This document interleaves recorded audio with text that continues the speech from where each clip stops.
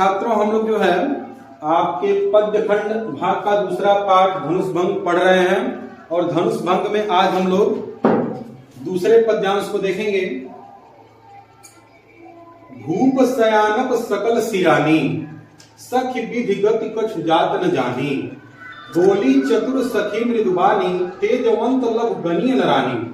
कह कुंभज कह सिंधु अपारा, सोसे सुजसु सकल संसारा। रवि मंडल देखत लघु लागा, उदय तासु त्रिभुवन तम भागा। अब इसके बाद दोहा आ गया है। मंत परम लघु जासु बस, विधि हरिहर सुर सर्व। महामत्त गजराज कहूं, बस कर अंकुश खर। अब इस पद्यांश में जो है, चूंकि धनुष भंग का दृश्य है और धनुष भंग में बड़े बड़े राजा, बड़े बड़े सुरमा आए रहते हैं और सारे लोग प्रयास कर लेते हैं, लेकिन धनुष टस से मस नहीं होता है। और जब श्री रामचंद्र जी उठ करके चलते हैं, जैसा कि पहला पद्यांश में आप लोगों ने देखा था, जब वो चलते हैं धनुष को तोड़ने के लिए, तो राम जी की तरह कोमल थे, छोटे से बालक दिखाई दे रहे थे। उनको जो है जाते हुए जब देखी सीता जी की माता जी, तो वो चिंता कर रही हैं उनको देख करके कि इतने बड़े बड़े राजा महाराजा जो है इस धनुष को उठाने के लिए आगे आए, लेकिन किसी से भी ये धनुष टस से मस नहीं हुआ।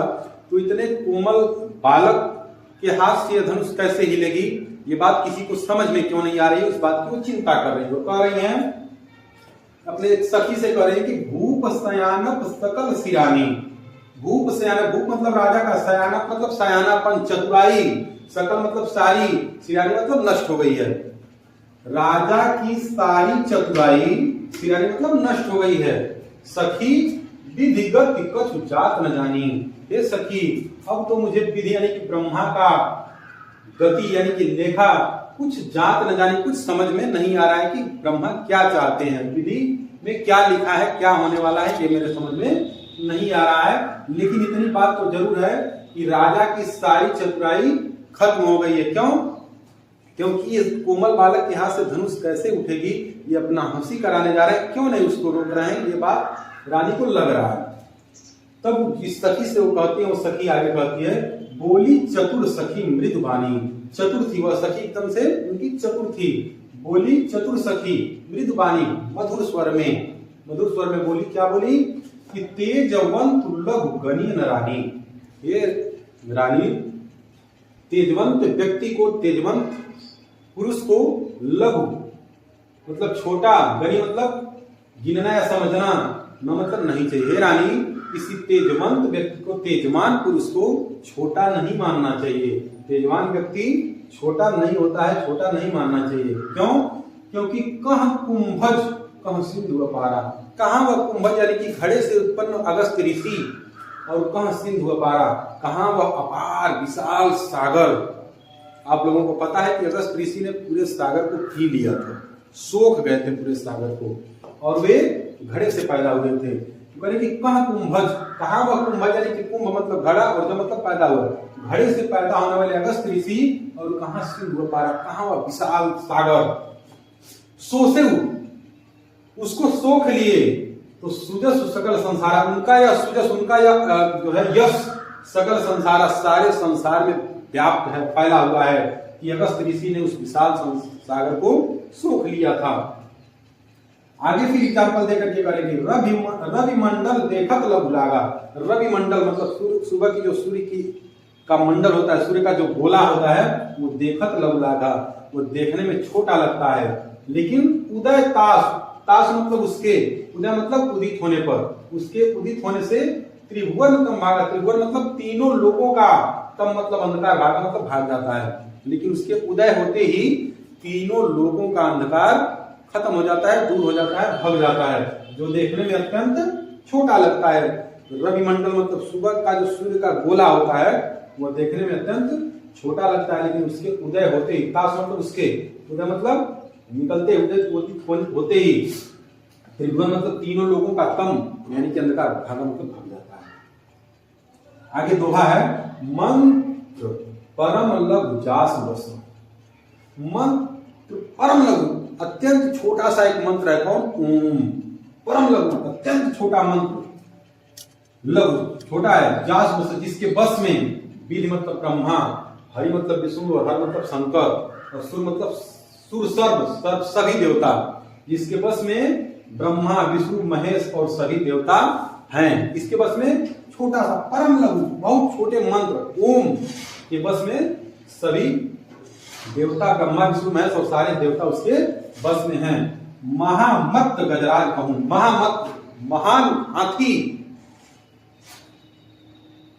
बस कर अंकुश खर, जो केवल एक छोटे से अंकुश के बस में हो जाता है। छोटा सा अंकुश लेकर के जो हाथी को चलाता है वो छोटे से अंकुश से उतने महान बड़े हाथी को जो है अपने बस में कर लेता है। तो किसी को भी छोटा नहीं समझना चाहिए। देखने में राम भले ही छोटे लग रहे हैं, भले ही कोमल लग रहे हैं, लेकिन वो धनुष तोड़ सकते हैं, धनुष को उठा सकते हैं, उसकी प्रशंसा चढ़ा सकते हैं। इस पे आपको शक करने की जरूरत नहीं है। तो प्रस्तुत पद्यांश की व्याख्या आप लोग इस तरीके से कर देंगे अगर आएगा तो। आइए देखते हैं इसके अगले प्रश्न। देखिए अगला जो प्रश्न है, पद्यांश का काव्य सौंदर्य स्पष्ट कीजिए। संदर्भ आप लोग लिख लीजिएगा। संदर्भ वही होता है जो पहले में बताया गया, वही संदर्भ इसमें भी होता है। और व्याख्या हम लोगों ने देख ही लिया। इसके बाद पद्यांश का काव्य सौंदर्य स्पष्ट करना हम लोगों को। तो पद्यांश में आप लोग लिख देंगे कि लिखने वाली जो बात है, प्रस्तुत पद्यांश में एक सीता जी की माता जी को एक सखी अपने तर्क के माध्यम से श्री रामचंद्र जी की महानता को बताती है, ये इसमें बताया गया है। भाषा यहाँ पे भी क्या हो जाएगा, अवधि। भाषा क्या हो जाएगा, अवधि। शैली जो है यहाँ पे भी प्रबंध और विवेचनात्मक शैली हो जाएगी। ठीक है, वो यहाँ पे प्रसाद हो जाएगा। रस यहाँ पे वीर रस हो जाएगा, क्योंकि वीरता का वर्णन है यहाँ पे श्री रामचंद्र जी के वीरता का वर्णन है।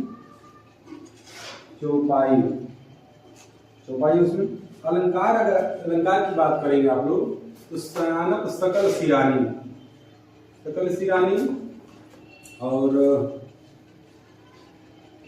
कह कह कुंभज कह। यहाँ पे आप लोग देख रहे होंगे कि क वर्ण की आवृत्ति हो रही है और यहाँ पे स वर्ण की आवृत्ति हो रही है। ठीक है, सोसे सुजस सकल, यहाँ पे भी अगर हम बात करेंगे तो स वर्ण की आवृत्ति यहाँ पे भी हो रही है। ठीक है,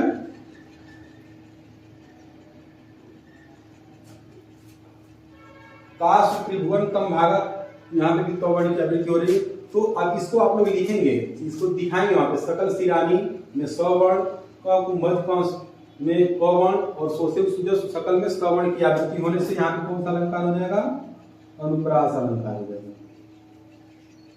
कौन सा अलंकार हो जाएगा, अनुप्रास अलंकार हो जाएगा। ये हम इसमें दिखा देंगे तो हमारा काव्य सौंदर्य यहाँ पे स्पष्ट हो जाएगा।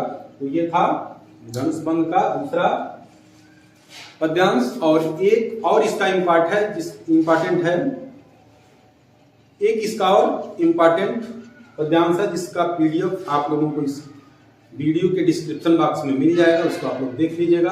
और यहाँ पे इस चैप्टर को हम कंप्लीट करेंगे।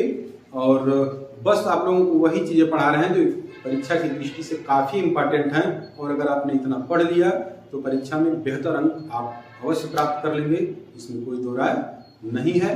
तो बस बने रहिए पीएसपी क्लासेस पर जेएनबी के साथ। और अगर अभी तक आपने चैनल को सब्सक्राइब नहीं किया तो प्लीज चैनल को सब्सक्राइब कर लीजिए, वीडियो को लाइक कर दीजिए और हो सके तो शेयर भी कर दीजिए।